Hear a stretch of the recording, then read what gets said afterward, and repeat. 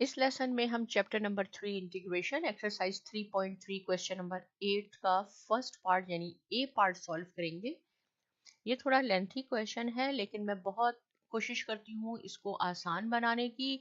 आपकी थोड़ी सी कंसंट्रेशन की ज़रूरत है ताकि आप लोगों को अच्छी तरह समझ में आ जाए। देखिए क्वेश्चन है कि integral of d x divided by under root x square minus a square, और ये एक्सरसाइज सब्स्टिट्यूट मेथड पे बेस करती है।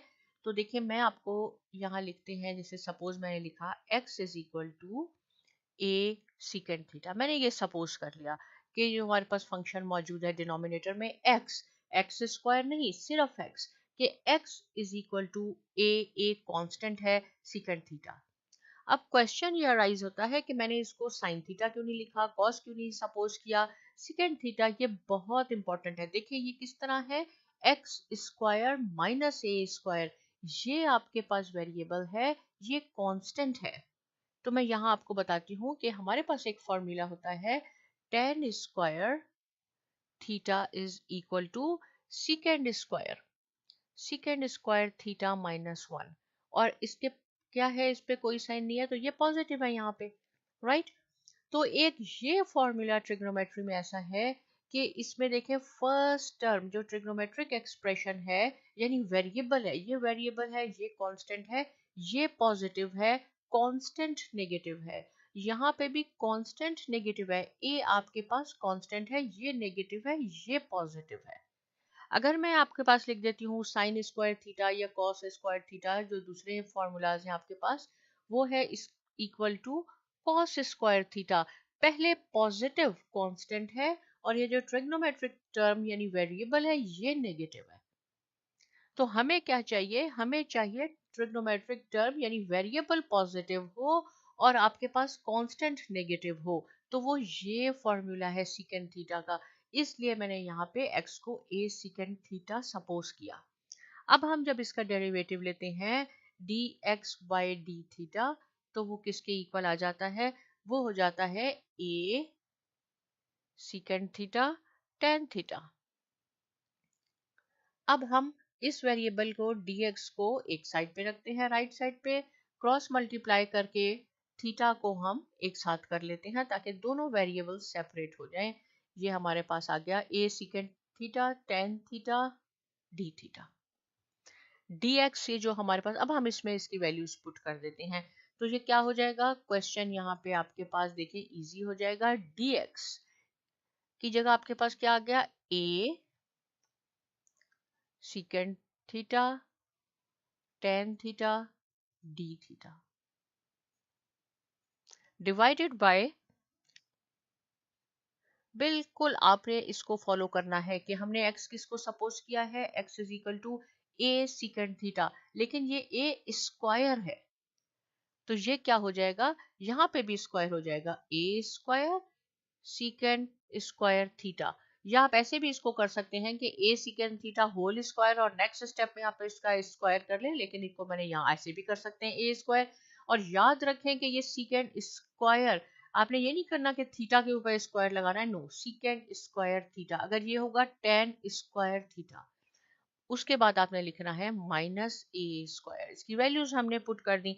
वैल्यूज पुट करने के बाद हमने देखा इंटीग्रल ऑफ ए, न्यूमरेटर तो आपका एज इट इज है secant theta tan theta divided by, इसमें से हम ए स्क्वायर कॉमन ले सकते हैं। देखें ए स्क्वायर इसमें भी है, ए स्क्वायर इसमें भी है, लेकिन साथ में अंडर रूट का साइन भी होगा, तो ये हो जाएगा सीकेंड स्क्वायर थीटा माइनस वन। यहाँ करती हूँ आपका question, rest of the question. तो हमने क्या हुआ, ए सीकेंड थीटा tan थीटा, आपने इसको कंटिन्यू करना है, राइट। लेकिन यहाँ रूम नहीं है तो मैं यहाँ गई, a secant theta tan theta d theta आपके पास हो गया, और डिनोमिनेटर में हमारे पास क्या था, ये इंटीग्रल यहाँ तक हो गया, ए स्क्वायर।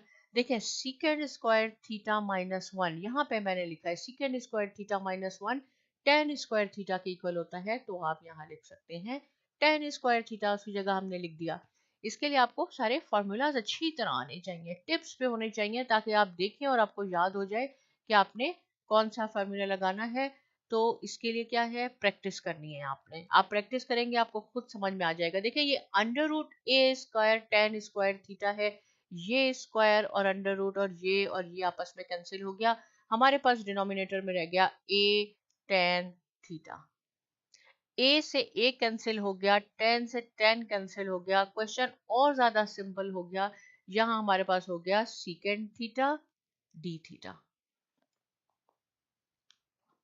राइट, अब मैं यहाँ इसको करती हूँ सीकेंड थीटा d थीटा। आपके पास जो फंक्शन है उसको हम, वो उसकी इंटीग्रेशन कैसे होती है, log of secant theta plus tan theta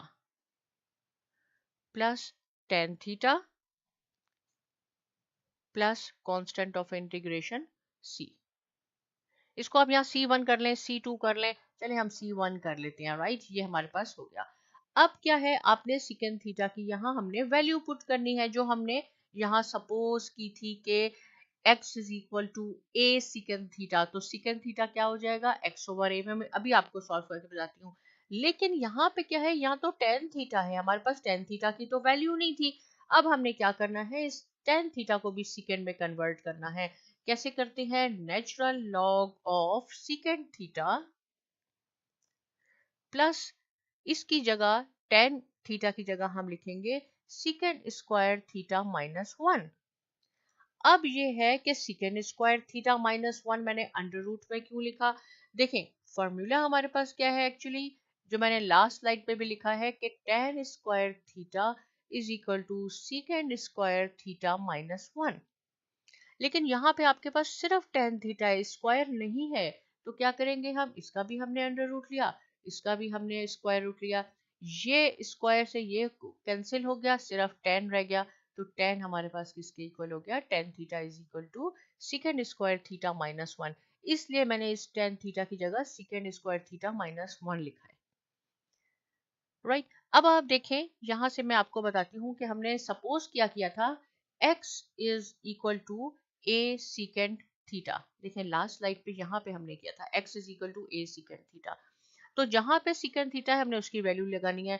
यहाँ हमने क्या सपोज किया है, a सीकेंड थीटा, लेकिन हमें तो सिर्फ सीकेंड थीटा की वैल्यू चाहिए। तो सीकेंड थीटा हो जाएगा आपके पास x ओवर a। ये a आपको सही यहाँ डिवाइड कर दिया। तो ये क्या हो जाएगा, natural log of secant theta की जगह हम लिखेंगे x over a। Right, plus under root में हमने क्या लिखा, x स्क्वायर, ये सीकेंड स्क्वायर। राइट, फिर हो गया x square divided by a square -1 plus c1। Right, next step में क्या करेंगे हम, natural log of absolute value में लिखा x ओवर a, और ये है हमारे पास, इसका हम यहाँ एलसीएम लेंगे, फ्रैक्शन में है तो हम इसका एलसीएम ले लेंगे। ये हो जाएगा x square minus a square divided by a square plus c1। एक और स्टेप करते हैं, natural log of x over a plus जो न्यूमरेटर में है x square minus a square वो एज इट इज होगा, और ये जो नीचे a है ये स्क्वायर से ये अंडर रूट कैंसिल होकर सिर्फ a आ गया हमारे पास एब्सोल्यूट वैल्यू में। ये ऐसे बन गया। राइट, अब क्या है, ये फिर फ्रैक्शन है, x plus a plus under root divided by this. फिर हम इसका एलसीएम लेंगे, नेचुरल लॉग ऑफ एलसीएम इसका a आएगा, x plus x square minus a square plus c1।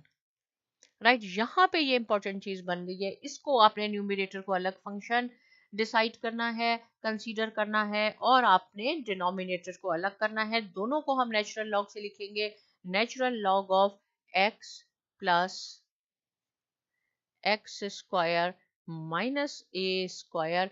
ये जो डिनोमिनेटर है फिर ये माइनस साइन के साथ आएगा क्योंकि ये कांस्टेंट है, natural of a plus c1। ये फिर कांस्टेंट हो गया तो हम इन दोनों को मिला के एक कांस्टेंट लिखेंगे, तो हमारे पास आंसर आ जाएगा natural log of x plus x square minus a square, right, plus हम इसको सी कहते हैं आप इसको। तो ये आपका आंसर हो गया जो आपका क्वेश्चन था, लेकिन ये एक फॉर्मूला भी है जो कि आगे यूज होगा। आपने याद रखना है कि natural log of absolute value of x plus under root x square minus a square, ये इसका आंसर है। देखिए क्वेश्चन थोड़ा लेंथी है, लेकिन थोड़ी सी आपने कंसंट्रेशन देनी है तो आप खुद इसको इजीली सॉल्व कर सकते हैं। फॉर्मूलाज आने चाहिए, इससे रिलेटेड कोई क्वेश्चन है आप पूछिए। साइमा एकेडमी को भी सब्सक्राइब कीजिए और बहुत शुक्रिया।